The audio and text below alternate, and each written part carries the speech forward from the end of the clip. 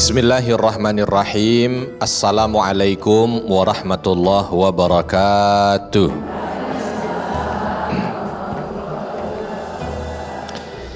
Alhamdulillah wassalatu wassalamu ala rasulillah ya maba'ad. Rabbi syrah li sadri wa yassir li amri wahlul uqdatam min lisani yafqahu qawli.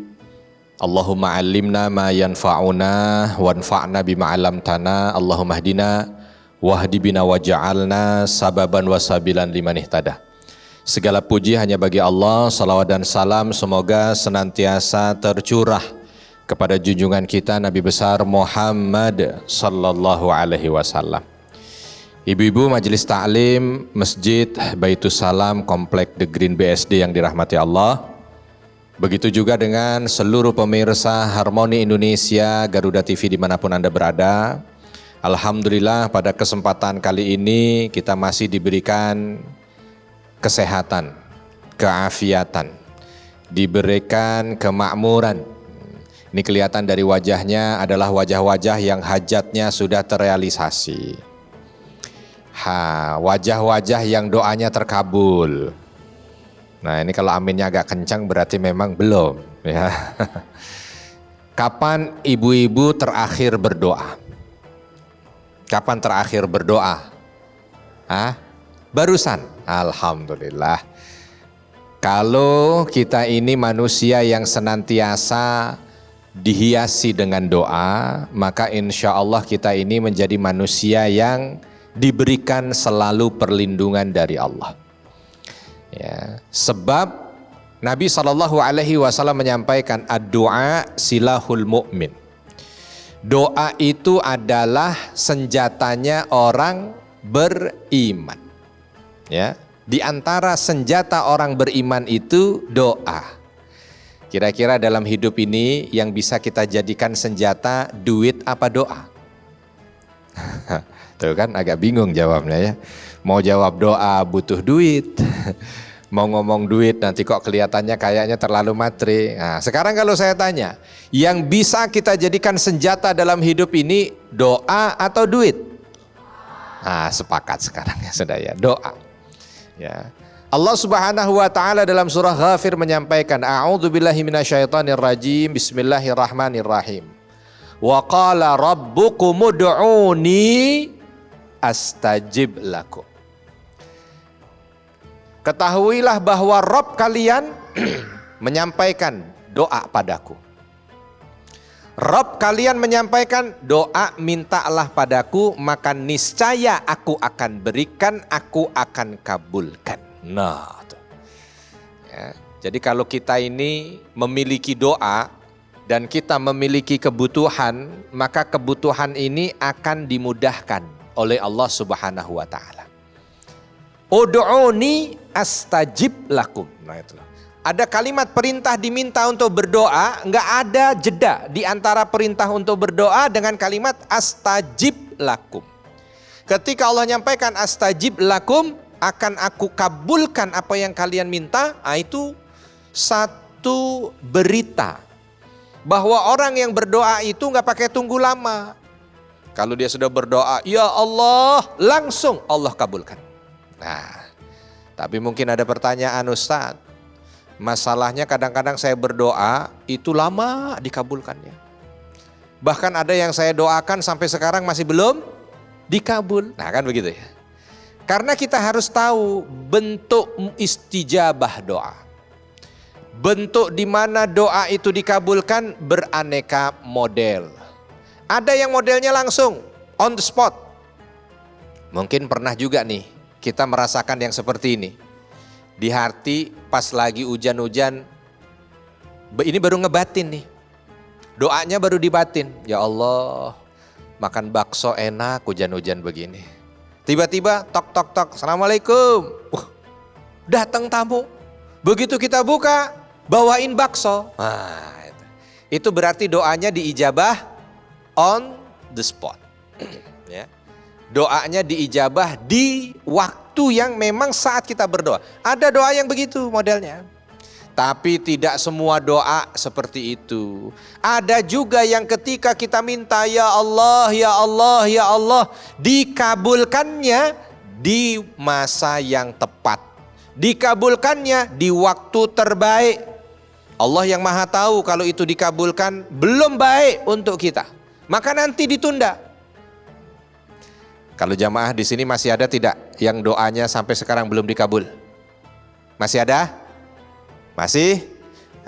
Yakinlah selama sudah doa, ud'uni, Allah perintahkan begitu. Selama sudah berdoa, astajib lakum.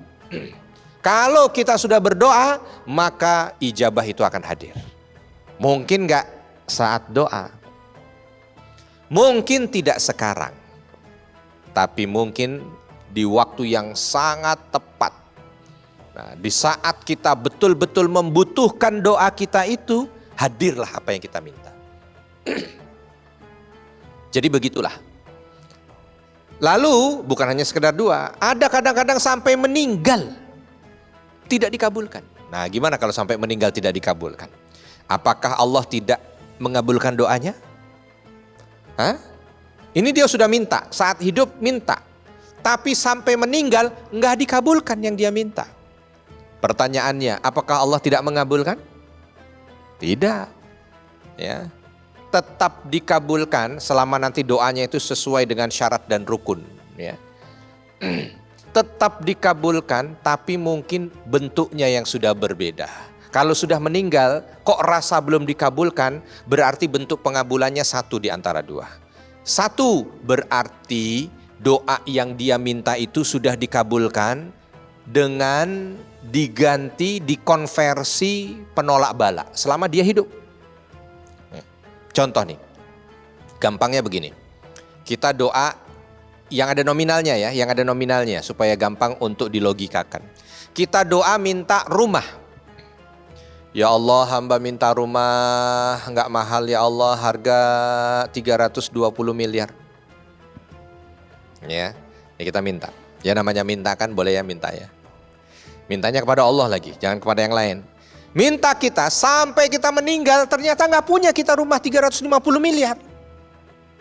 Kalau sampai meninggal nggak punya rumah 350 miliar bukan nggak dikabul, tapi kemungkinan satu di antara dua. Kemungkinan 350 miliar Allah convert untuk menolak bala selama kita hidup. Jadi kalau kita itu hidup tidak pakai doa itu, mungkin bala kita nilainya 350 miliar. Nauzubillah. Tapi karena kita doa, maka itu yang digunakan untuk nolak bala. Mungkin harusnya jalan kena paku tetanus, pakunya disingkirkan terlebih dahulu sebelum kita lewat. Entah mungkin dengan angin, entah mungkin disapu terlebih dahulu, entah mungkin kena apa, pokoknya nggak jadi. Ya. Harusnya kita jalan, bukan kita. Harusnya dia yang doa ketika jalan ketabrak kereta. Nggak jadi ketabrak kereta, kenapa? Keretanya ternyata terlambat jalannya. Itu macam-macam, pokoknya ada aja. Sehingga dia terbebas dari bala. Jadi jangan dikira doa yang kita kira sampai meninggal itu kok belum dikabulkan itu nggak dikabulkan. Nggak, dikabulkan tapi dikonvert dengan menolak bala. Atau nanti dikabulkannya saat kita sudah di surga. Ya, jadi jangan heran begitu masuk surga kok banyak banget. Ini ada apa ini kok? Kayaknya rumah banyak, ini banyak. Begitu ditanya ya Rob ini apa? Itu doa-doamu yang aku tunda di surga. Aduh. Sudah namanya kalau sudah ditunda di surga itu barangnya langsung berubah kualitasnya. Kita mintanya kualitas dunia dibayar oleh Allah dengan kualitas surga. Aduh, itu luar biasa. Maka kita perlu tahu dan perlu paham bahwa doa ini sebenarnya bukan pilihan dalam hidup. Sebagai seorang beriman, doa ini adalah kewajiban. Oleh sebab itu masih dalam lanjutan ayat yang sama tadi dalam surah Ghafir, alladzina yastakbiruna an ibadati. Allah menyampaikan begitu. Mereka-mereka yang sombong dengan ibadah padaku. Ibadah yang dimaksud adalah doa. Sehingga orang yang tidak berdoa itu Allah kasih highlight di situ. Bahwa orang yang tidak berdoa itu orang sombong. Orang tidak berdoa itu orang sombong. Saya dukhuluna jahannam dakhil. Dia akan masuk ke neraka jahannam dengan kondisi hina dina. Nah, jadi dari penggalan ayat ini kita bisa tahu bahwa ternyata doa itu bukan pilihan, tapi doa itu adalah perintah. Pemirsa Harmoni Indonesia, Garuda TV dimanapun Anda berada, dan ibu-ibu Majelis Ta'lim Masjid Baitus Salam, The Green yang dirahmati Allah. Kalau kita lihat orang-orang soleh sebelum kita, begitu banyak mereka ini hidupnya senantiasa dihiasi dengan doa. Imam Nawawi rahimahullah punya satu kitab namanya Al-Adhkar. Ya, dan kitab ini itu isinya lumayan tebal. Kitabnya lumayan tebal dan isinya itu doa ma'thur dari Nabi Muhammad sallallahu alaihi wasallam. Karena memang Nabi sallallahu alaihi wasallam begitu, menghiasi harinya itu dengan doa. Bangun tidur mata melek doa. Mau tidur sebelum hilang ini ya, untuk bisa sempurna tidur doa. Jalan naik doa, jalan turun doa. Panas doa, mendung doa, hujan doa. Beda dengan orang akhir zaman. Orang akhir zaman ini ngeluh. Panas, ngeluh. Hujan, ngeluh. Begitu panas, ya Allah panasnya. Nah, begitu hujan, ya Allah baru jemur udah hujan. Ini. Ya. Macet ngeluh, kosong ngeluh. Padahal Nabi Shallallahu Alaihi Wasallam mengajarkan pada kita bagaimana menghiasi setiap aktivitas itu dengan doa. Bayangkan mau makan doa, selesai makan doa. Ya. Bahkan mau masuk kamar mandi doa, keluar dari kamar mandi doa. Ini enggak. Mau makan foto, selesai makan update status. Bahkan mau pengajian yang harusnya diawali dengan doa itu tidak, tapi diawali dengan update status. Alhamdulillah ini pengajianku. Mana pengajianmu? Ini loh, ini masalah. Ya. Ini masalah. Banyak orang sekarang itu melupakan dirinya dengan doa. Padahal doa ini salah satu yang betul-betul menjadi hiasan orang-orang soleh. Ada beberapa kisah. Ibu-ibu tahu nggak Nabi Dhunnun? Tahu Nabi Dhunnun? Nggak tahu Nabi Dhunnun? Nabi siapa kira-kira Nabi Dhunnun? Nabi Yunus. Nabi Yunus. Nabi yang ketika beliau itu diminta untuk berdakwah di daerah namanya Niniwe, di utara Irak kalau sekarang. Padahal beliau itu tinggalnya di daerah Palestina. Bayangkan penugasannya jauh. Orang Palestina suruh dakwah ke daerah Irak, kan jauh. Ya. Dan begitu sampai di sana ternyata orang yang ada di sana, kaum yang akan didakwahi itu adalah orang-orang yang memang betul-betul bejat. Sehingga Nabi Yunus kala itu merasa, aduh ini luar biasa repot nih. Sehingga ditinggal pergi. Nah ketika ditinggal pergi, tahu ya ceritanya ya, Nabi Yunus dia apa? Ditelan ikan, walaupun tidak langsung ditelan ikan. Dan ditelan ikannya bukan di pasar ikan. Ya. Ditelan ikannya ketika beliau mau pergi jauh naik kapal, begitu naik kapal, kapalnya itu ternyata diombang-ambing dengan ombak yang merasa ini nanti tidak akan selamat kecuali kalau dikurangi beban, barang-barang dibuang. Masih akhirnya apa? Ini berarti ada orang yang harus dibuang. Diundi keluar Nabi Yunus yang diundi. Di sini ada yang pernah begitu Bu, naik kapal diundi harus dibuang dari kapal ada? Nggak ada. Berarti nggak seberat Nabi Yunus kita ini. Ya. Kecuali kalau sudah ada yang naik kapal, tiba-tiba begitu naik kapal ada ombak besar, nah kita disepakati untuk dibuang dari kapal itu. Nah itu mungkin berat ya. Ini enggak kan, kita nggak pernah hidup kita begitu. Dibuang dari kapal bukan cuma tenggelam, ditelan ikan. Ya pasti ikannya lebih besar dari manusia. Orang menelan Nabi Yunus. Masuk ke perut ikan nggak pakai kekunyah.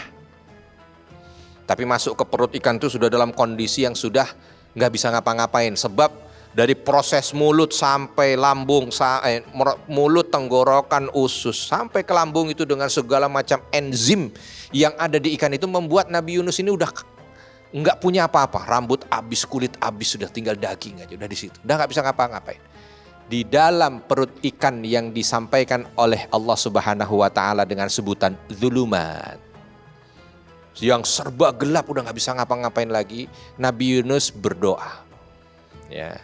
Doanya dengan memuji Allah dan meminta ampun. La ilaha illa anta subhanaka inni kuntu minadh dhalimin. Ya Allah, tidak ada Tuhan selain Engkau. Maha suci Engkau. Sesungguhnya hamba ini dalam kondisi zalim.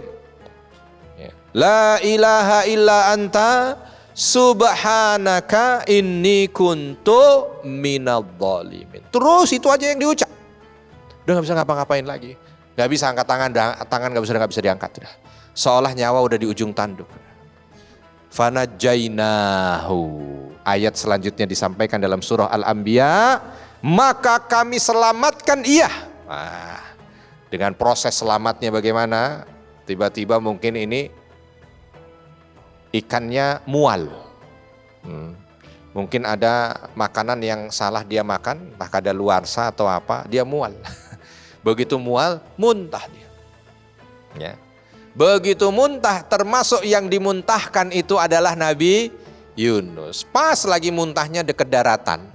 Dan saking mualnya mungkin muntahnya jadi kuat. Gitu langsung gitu. Sampai akhirnya ke daratan Nabi Yunus. Begitu ke daratan udah gak bisa ngapa-ngapain. Ya. Ada yang sudah pernah datang ke tempat di mana Nabi Yunus dimuntahkan oleh ikan? Belum? Saya sudah pernah. Alhamdulillah. Bukan mau sombong. Ya. Cuman mau cerita. Ya. Maksudnya kalau ngelihat ke tempat itu kita langsung merasa kebesaran Allah hadir. Ya Allah, di tempat ini seorang hambamu yang bernama Yunus pernah engkau selamatkan sebab doa. Andai tidak dengan kalimat la ilaha illa anta subhanaka inni kuntu minadh dhalimin, maka akan terus di dalam perut ikan sampai menjadi tulang belulang dan terus sampai menjadi hancur. Tapi karena kalimat yang agung itu, karena doa yang diucapkan itu, Allah selamatkan. Ya. Dan bukan hanya sekedar diselamatkan, ketika sudah keluar dari perut ikan, ya, dikeluarkan dari perut ikan itu udah nggak berbentuk semuanya. Tiba-tiba Allah tumbuhkan, ada pohon yang tumbuh di dekatnya sehingga menjadi peneduh. Sebab bayangkan Bu, kita punya luka. Kita punya luka, coba dibesetlah 5 besetan.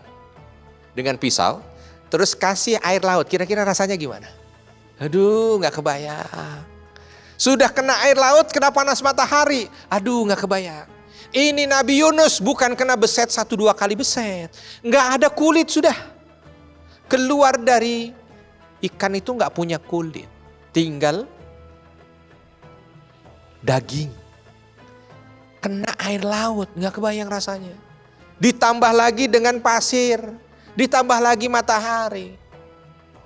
Maka sedikit demi sedikit pertolongan Allah dihadirkan. Bagaimana pertolongan Allah dihadirkan? Dihadirkan pohon dulu tumbuh. Habis pohon tumbuh, kulitnya ditumbuhkan sedikit demi sedikit. Sehingga sampai sempurna. Ya. Kalau ditanya kuasa Allah itu hadir karena apa? Karena lisan Nabi Daud. Lisan Nabi Daud. Berdoa. Maka di awal tadi saya tanya, kalau lagi punya hajat yang kita butuhkan itu doa apa duit? Kisah ini menjawab. Kalau Nabi Yunus kala itu punya duit 2 karung bisa apa? Gak bisa apa-apa. Ya. Kalau Nabi Yunus kala itu punya jabatan 5, 6, 7 bintang di sini bisa apa? Gak bisa apa-apa. Kalau Nabi Yunus kala itu punya ilmu yang menggunung, bisa apa? Gak bisa apa-apa. Tapi karena punya lisan yang Allah mudahkan untuk berdoa, jadi. Tapi karena Allah punya kehendak, sehingga Rahman dan Rahimnya didatangkan pada Nabi Yunus, sehingga lisan ini mudah untuk berucap doa, maka Allah berikan anugerah keselamatan. Maka penting buat kita. Itu satu. Kisahnya berapa? Aduh banyak. Kalau kita mau lihat kisah-kisah tentang orang-orang terdahulu, bercerita tentang bagaimana mereka menghiasi hidup dengan doa, enggak kebayang. Ya, enggak kebayang. Itu baru dua nabi, Nabi Muhammad SAW dan Nabi Yunus. Dan nabi-nabi yang lain begitu. Nabi Ibrahim ketika di hadapannya sudah ada api yang siap melalapnya, yang diandalkan doa. Nabi Musa ketika di hadapannya ada laut merah, di belakangnya Fir'aun, yang diandalkan doa. Maka mudah-mudahan kisah-kisah ini juga menginspirasi kita. Sehingga kalau ada apapun, tidak ada yang lain yang kita kerjakan kecuali hanya memperbanyak doa kepada Allah Subhanahu wa Ta'ala. Pemirsa Harmoni Indonesia, Garuda TV dimanapun Anda berada, dan ibu-ibu Majelis Taklim Masjid Baitus Salam The Green yang dirahmati Allah. Kalau kita sudah tahu tentang bagaimana keutamaan doa, lalu banyaknya keutamaan dan kebaikan yang diberikan kepada mereka-mereka yang berdoa dari para salafus saleh, timbul pertanyaan, adab berdoa, syarat berdoa agar doa ini diijabah apa? Kan begitu ya. Ada seorang sahabat di zaman Nabi SAW, Sa'ad. Beliau ini kalau berdoa, radhiyallahu anhu, itu doanya diijabah. Ya, sampai di akhir hayat beliau itu, ketika beliau itu terzolimi, lalu mendoakan orang yang menzoliminya, itu nggak lama dari doanya itu, yang menzolimi itu meninggal dunia. Wah, nah itu kan. Ini kalau ada orang sekarang begitu, waduh mengerikan juga itu. Karena banyak orang sekarang kan yang mendoakan dengan doa seperti itu. Yang buang sampah di sini didoakan apa doanya? Ketabrak kereta. Duh, ngeri amat itu. Ya, coba dikasih doanya yang baik. Yang buang sampah di sini didoakan enggak buang sampah lagi, ya kan begitu. Nah, ini kan doanya manfaat. Nah, ketika para sahabat itu tahu kalau sahabat ini memang punya keutamaan, di antaranya kalau berdoa, doanya dikabulkan. Sehingga para sahabat itu kalau sampai angkat tangan sudah langsung tanya, saat doa apa? Apa yang didoakan? Apa segala macam? Ternyata makanlah makanan-makanan yang halal. Nah, ini diantara syarat nih, ini penting. Jadi kalau kita mau doa kita itu dimudahkan ijabahnya oleh Allah, jaga makanan kita. Makanlah makanan-makanan yang halal. Ya, jangan makanan-makanan yang haram. Hati-hati. Makanan halal itu satu, halal zatnya. Halal zatnya. Secara zat dia halal, jangan dari bahan-bahan yang haram. Ya. Yang kedua, halal mendapatkannya. Bisa jadi zatnya halal tapi cara mendapatkannya nyolong. Berarti itu barangnya jadi halal atau haram? Haram. Pokoknya dijaga dah. Halal zatnya, halal mendapatkannya, halal cara mengkonsumsinya, maka insya Allah itu akan menjadi sesuatu yang sempurna halalnya. Yang kedua, di antara syarat supaya doa kita ijabah, selain jaga, karena ada kisah kan yang masyhur di antara kita itu, ada orang lagi melakukan perjalanan di tengah padang pasir, sudah dalam kondisi yang begitu compang-camping, kayaknya berat gitu, angkat tangan, ya Rob, berdoa. Ini harusnya orang begini nih, Bu. Orang begini ini kalau sudah berdoa mustajab. Karena kondisi musafir. Compang-camping, berat berarti kan? Nah, macam-macam lah. Harusnya mustajab. Tapi Nabi mengatakan, fa'ana yustajabulah. Gimana mau dikabulkan? Sebab apa? Malbasuhu haram, wa mat'amuhu haram, wa ghudhiya bil haram. Bajunya haram. Dia pakai baju haram. Ini baju halal apa baju haram, Bu? Sudah lunas? Alhamdulillah. Halal, baju halal. Mat'amuhu haram katanya. Gimana mau dikabulkan doanya kalau yang dimakan haram? Ya. Kalau doa muqinuna bil ijabah, yakin Allah akan kabulkan. Nggak ada lagi kemungkinan negatif, nggak ada. Ya. Maka jaga itu. Kalau doa yakin, jangan kalau doa ya Allah tapi kira-kira gimana? Enggak ada itu dah, yakin, diijabah. Seperti yakinnya Nabi Ibrahim ketika berdoa di saat di hadapannya ada api yang menyala. Dan seperti yakinnya Nabi Musa di saat berdoa di depannya ada laut merah. Di depannya ada laut merah, di belakang Fir'aun berdoa dengan keyakinan yang maksimal. Yang ketiga, kalau doa jangan putus asa. Jangan ketika berdoa itu, ya Allah ini udah 3 kali saya doa ya Allah belum dikabul-kabul ya Allah. Kalau nanti memang gak dikabul lagi, gak tahu saya emang gak doa lagi. Nah gitu, gak boleh itu. Jangan kita berputus asa dari rahmat Allah. Jadi kalau berdoa gak boleh begitu. Ya gak boleh ya Allah, dah ini udah 3 kali ya Allah. Kalau memang gak ya udah dah ya Allah. Nah, gak boleh itu. Atau kita ngomong saya udah berdoa berkali-kali tapi tidak diijabah. Enggak. Sebab Nabi SAW sendiri, Nabi ini kelasnya Nabi, itu pernah berdoa dengan sesuatu doa yang itu ada kemaslahatan untuk orang banyak. Penjagaan terhadap ketauhidan umat itu dikabulkannya 16 bulan. Dari awal berdoa sampai dikabulkan 16 bulan. Bukan hari ini berdoa besok dikabulkan, padahal bukan untuk perkara pribadi. Padahal bukan untuk Nabi. Ini untuk umat. Dapat cemoohan dari orang-orang Yahudi. Sehingga itu membuat orang-orang yang beriman agak ragu. Nabi berdoa, ya Allah, pindah kiblat ini ya Allah ke Ka'bah. Itu enggak langsung serta-merta dikabulkan. 16 bulan. Itu Nabi. Ada Nabi yang minta keturunan, minta terus berpuluh-puluh tahun. Enggak dikabulkan, baru dikabulkan. Maka kalau berdoa, jangan pernah putus asa. Ya, teruslah minta kepada Allah. Dan adab berikutnya kalau berdoa jangan ngancem. Ya Allah kabulkan. Kalau tidak, hati-hati. Apa ini? Gak boleh begitu. Ya Allah kabulkan, kalau tidak maka aku tidak akan lagi ibadah. Gak ada begitu. Gak boleh. Ya. Doa dengan ancaman begitu itu tidak beradab. Ya. Padahal kita ini kemanusiaan yang adil dan beradab. Begitu. Harus adab itu, harus keluar. Gak boleh kalau tidak beradab. Berikutnya di antara tips supaya doa kita itu dikabulkan, carilah waktu-waktu yang mustajabah. Sepertiga akhir malam, antara azan dan iqamah, saat hujan deras, saat sujud sholat kita di sujud terakhir, ya, tuh waktu-waktu yang mustajabah. Atau mungkin kondisi-kondisi yang mustajabah saat kita berada di raudhah, saat kita sedang tawaf, saat kita pengajian. Ini bahagian daripada kondisi yang mustajabah untuk berdoa. Makanya kalau lagi ngaji begini selipkan doa. Minta tuh ada doa, ya Allah.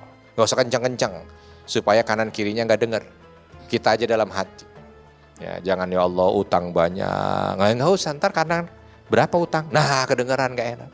Ya, jangan kedengaran. Alhamdulillah wassalatu wassalamu ala rasulillah ya ma'ba'ad. Pemirsa Harmoni Indonesia, Garuda TV dimanapun Anda berada, dan ibu-ibu Majelis Ta'lim Masjid Baitus Salam The Green yang dirahmati Allah. Insya Allah kita akan masuk di sesi pertanyaan. Ada yang ingin bertanya, dipersilahkan. Ayah, silakan Ibu. Assalamualaikum warahmatullahi wabarakatuh. Waalaikumsalam warahmatullahi wabarakatuh. Nama saya Dian. Saya ingin bertanya Pak Ustadz. Ini tentang doa. Jadi pada saat saya berdoa, kita lagi berdoa setelah sholat. Kita lagi kusuk-kusuknya berdoa, tiba-tiba suami manggil dari ruangan yang lain. Jadi dia nggak tahu kita lagi sholat. Nah, apa yang harus kita lakukan? Karena menghampiri panggilan suami itu kan wajib. Baik. Sedangkan kita juga lagi berdoa, lagi kusuk-kusuknya, lagi bicara dengan Allah. Baik. Gitu. Terima kasih Pak Ustadz. Iya. Pertanyaannya bagus. Gimana Ustadz, saya lagi doa khusyuk lagi doa. Aduh, ya, dipanggil. Yang manggil suami gitu ya dari tempat lain. Jadi kalau umpama manggilnya cuma di sebelah masih bisa. Ini manggilnya jauh, jadi harus padahal lagi khusyuk-khusyuknya berdoa. Dan momen berdoa lagi khusyuk itu kan lagi enak banget gitu ya. Ini istilah lagi makan lagi enak-enak. Jadi gimana? Ya mungkin kalau istri, saya jawabnya tidak terlalu saklek ya. Istri insya Allah yang paling tahulah bagaimana intonasi panggilan suami. Ya kan? Jadi kalau lagi berdoa, Ma, kayaknya nggak penting lanjutin doa ya Allah. Tapi kalau tuh, Ma, oh ini kayaknya darurat ini. Ya, nah, itu baru. Ya. Jadi ya bukan berarti orang kalau nggak mendatangi suami segera di saat dipanggil itu juga langsung dikatakan durhaka gitu, nggak juga lah ya. Apalagi ini lagi enak-enaknya bermunajat kepada Robnya gitu kan ya. Tapi sambil dilihat kira-kira ini penting apa enggak ya. Tapi misalkan kayaknya ini hanya panggilan-panggilan yang sekedar pengen ditemenin ngopi atau apa, ya bukan nggak diselesaikan, kasih jeda dulu, selesaikan baru datang. Dan ingat, tidak perlu ngomel. Papa ini nggak tahu ya. Oh, ini malah jadi pengen. Datangnya bener datang, tapi bikin dosa datangnya. Suami langsung merasa terdakwa gitu. Ya. Sudah nggak usah diungkit-ungkit, Papa ini nggak tahu apa, Mama lagi doa lagi khusyuknya, Papa panggil lagi. Nah, Mama harus datang nih sebab panggilan Papa wajib. Kata suaminya dalam hati, mending nggak usah datang tadi. Gitu. Ya udah kalau gitu doa lagi udah nggak bisa diulangin, khusyuk lagi nggak bisa. Wah ini jadi berantem malahan. Nggak boleh begitu ya. Jadi niatnya sudah bagus, menghargai panggilan suami karena memang surga istri itu ada pada suami. Kita tahu ini ada kewajiban yang harus dilaksanakan. Jadi walaupun kita saat itu sedang berdoa, lagi khusyuknya doa mendengar panggilan suami, dikondisikan. Nah bahasanya begitu, bijaknya begitu, dikondisikan. Kalau memang harus segera datang, segera datang. Kalau memang bisa ada jeda, coba diredakan doa sedikit demi sedikit. Bahkan ketika panggilan suami itu mungkin mengingatkan kita, ya Allah sekian panjang doa, belum doain suami. Pas suami manggil, langsung doakan. Ya Allah, berikan kesabaran pada suami hamba ya Allah. Menghadapi istri seperti hamba. Gitu ya. Ya Allah berikan keluasan hati. Sehingga suami hamba tidak menjadi orang yang pelit. Nah gitu. Pokoknya langsung, Ma, ya Allah. Nah doakan lagi. Ma, ya Allah. Nah, gitu. Selesai. Kita ketemu dengan suami dalam kondisi tersenyum. Sebab apa? Alhamdulillah. Banyak momen mendoakan suami. Ya, begitu ya Bu ya.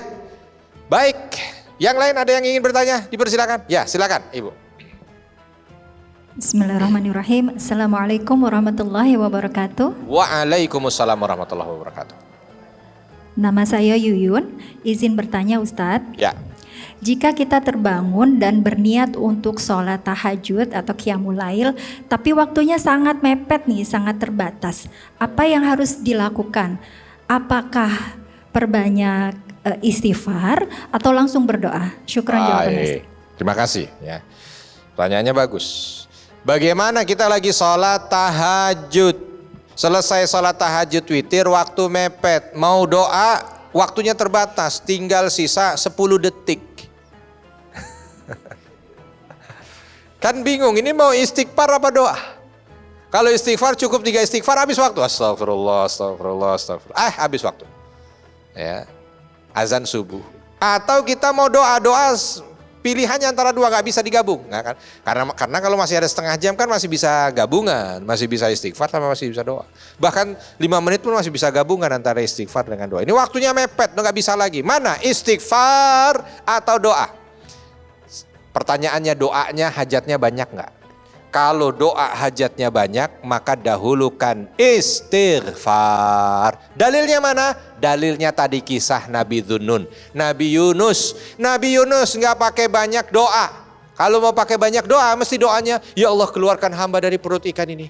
Ya Allah ketika keluar, maka kembali sehatkan hamba. Ya Allah ketika sudah sehat, kembali mampukan hamba untuk... Nah itu kan panjang tuh doanya. Tapi Nabi Yunus nggak pakai panjang doa. Hanya mengucap kalimat, La ilaha illa anta subhanaka inni kuntu minadz zalimin. Kalimat terakhir inni kuntu minadz zalimin itu adalah di antara kalimat-kalimat istighfar. Minta ampun. Ya Allah hamba masuk dalam kategori orang zalim. Artinya kan ampuni hamba begitu. Maka ada ulama mengatakan orang itu ketika memperbanyak minta ampun kepada Allah itu yang akan mendatangkan berbagai macam kebaikan. Sudah istighfar. Istighfar. Ya. Karena kalau kita nggak berdoa ya memang Allah itu maha tahu. Tapi kadang-kadang kita ini lucu. Kalau lagi ada masalah curhat sama orang bisa panjang. Tapi begitu sama Allah. Curhat nih kan doa itu curhat ya. Baru 5 menit sudah bingung. Ya Allah apa lagi ya Allah ya. Ya Allah ku tahu, kau tahu yang ku mau. Amin. Dah selesai pergi. Coba bayangin ada orang doa begitu. Ya memang Allah maha tahu. Maha tahu. Kita gak perlu ngomong Allah tahu apa yang kita hajatkan Allah tahu. Tapi esensi doa itu adalah iltija. Esensi doa itu munajat, esensi doa itu bercerita, esensi doa itu komunikasi. Sehingga ada komunikasi kita dengan Allah. Kita ngadu ya Allah, hamba ya Allah. Nah begitulah. Ya, bahkan sekecil-kecilnya diadukan pada Allah. Dulu para sahabat-sahabat wanita di zaman Nabi SAW itu, para sahabiyah itu kalau di dapur bumbu habis. Ya, dulu bumbu utamanya itu garam. Kalau bumbu habis, garam habis, itu nggak langsung pergi ke warung beli garam kan. Ya. Tapi beliau berdoa dulu, ya Allah, garam di dapur habis, tolong beri garam yang berkah, baru keluar. Oh. Coba kita praktekkan itu, lagi masak, gas habis, ya Allah, gas habis, berikan gas yang berkah. Dipasang bisa, tiba-tiba mau ngasih lada habis ya Allah, mau goreng minyak habis ya Allah. Itu kalau dihiasi dengan doa jangan dikira sepele. Apa yang dihasilkan dari doa maka akan mendatangkan kebaikan yang luar biasa. Begitu ya kurang lebih ya Bu ya. Alhamdulillah wassalatu wassalamu ala rasulillah ya ma ba'd. Pemirsa Harmoni Indonesia, Garuda TV dimanapun Anda berada, dan ibu-ibu Majelis Ta'lim Masjid Baitus Salam The Green yang dirahmati Allah. Baik, ada lagi terakhir yang ingin bertanya?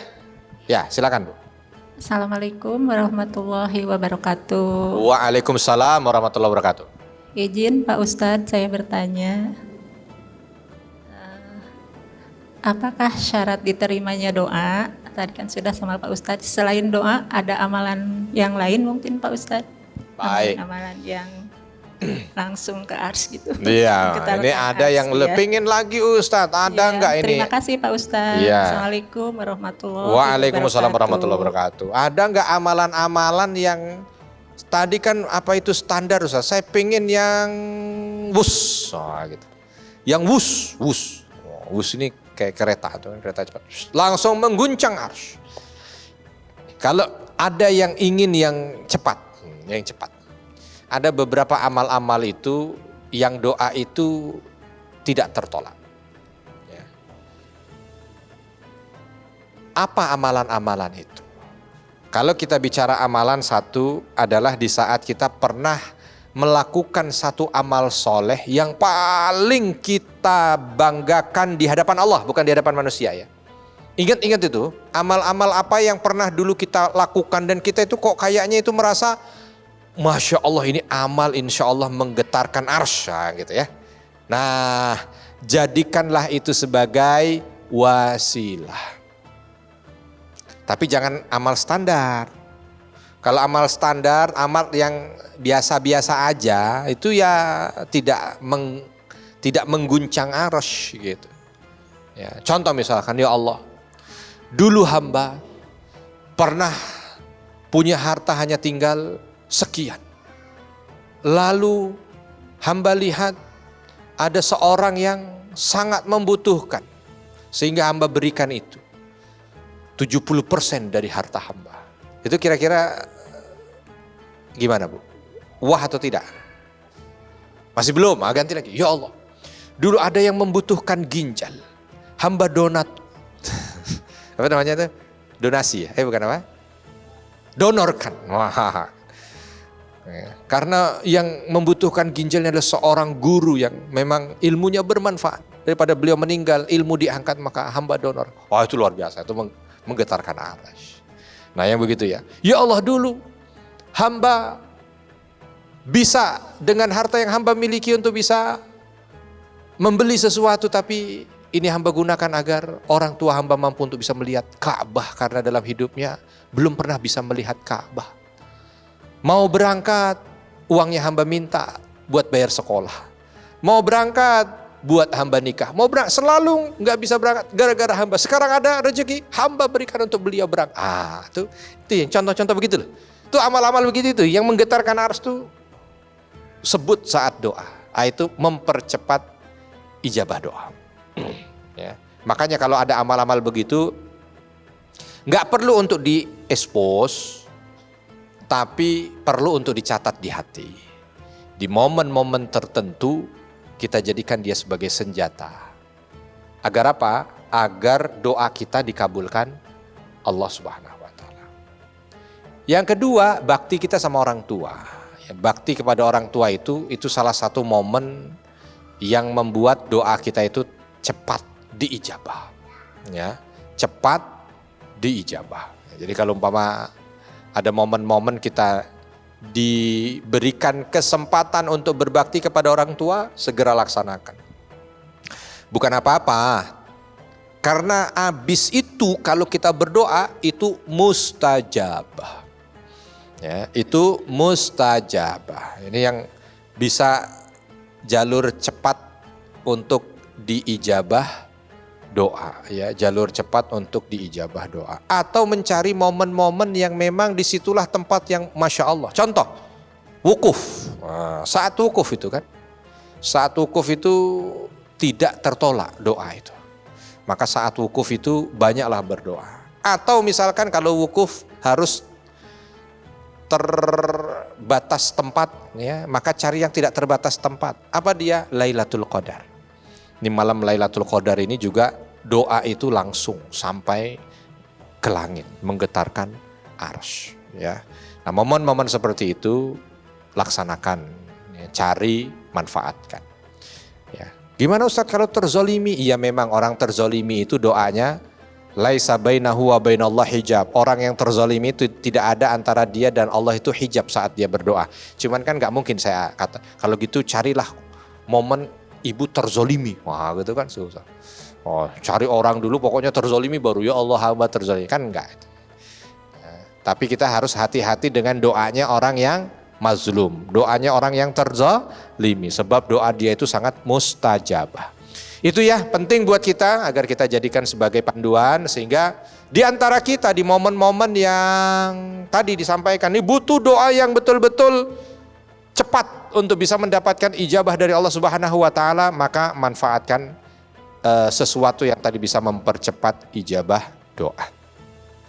Mudah-mudahan apa yang kita sampaikan, yang kita kaji pada kesempatan kali ini menjadi sesuatu yang bermanfaat untuk kita dunia dan akhirat, dan mudah-mudahan ini dicatat di sisi Allah Subhanahu wa taala sebagai amal saleh yang bisa kita banggakan nanti di kelak di yaumil hisab. Kita tutup dengan doa, semoga apa yang kita kerjakan ini bisa menjadi ilmu yang diamalkan, bukan hanya sekedar ilmu yang dicatat. Ilmu yang diamalkan mampu menjadi insan-insan, hamba-hamba Allah yang senantiasa dimudahkan untuk mengangkat tangan, bermunajat dan berdoa kepada Allah Subhanahu wa taala. Alhamdulillahirabbil alamin, hamdan syakirin, hamdan na'imin, hamdan yuafi ni'amahu wa yukafi'u mazidah. Rabbana lakal hamdu kama yanbaghi li jalali wajhikal karimi wa 'azimi sultanik. Allahumma ighfir lil mu'minina wal mu'minat wal muslimina wal muslimat al ahya'i minhum wal amwat. Innaka sami'un qaribun mujibu da'wati ya qadiyal hajat. Rabbana dhalamna anfusana wa illam taghfir lana wa tarhamna lanakunanna minal khasirin. La ilaha illa anta subhanaka inni kuntu minadh dhalimin. La ilaha illa anta subhanaka inni kuntu minadh dhalimin. La ilaha illa anta subhanaka inni kuntu minadh dhalimin. Ya Allah, ya Rabbana, ya Tuhan kami, tidak ada zat yang patut untuk disembah kecuali Engkau ya Allah. Engkaulah satu-satunya yang maha kuasa. Engkaulah satu-satunya zat yang maha bijaksana, maha rahman, maha rahim. Ya Allah, berikan rahman dan rahim-Mu pada kami. Berikanlah kasih sayang-Mu pada kami. Jadikanlah lisan-lisan kami ini adalah lisan-lisan yang mudah bermunajat padamu ya Allah. Lembutkanlah hati kami sehingga kami mampu untuk bisa mendapatkan kenikmatan dalam kehidupan ini melalui doa padamu ya Allah. Jadikanlah kami ini manusia-manusia hamba-hambamu yang senantiasa bersemangat untuk mendekatimu ya Allah. Bersemangat mendekatimu melalui doa. Bersemangat mendekatimu melalui munajat kami ya Allah. Ya Allah, jadikanlah hajat-hajat kami ini sarana untuk makin dekat padamu.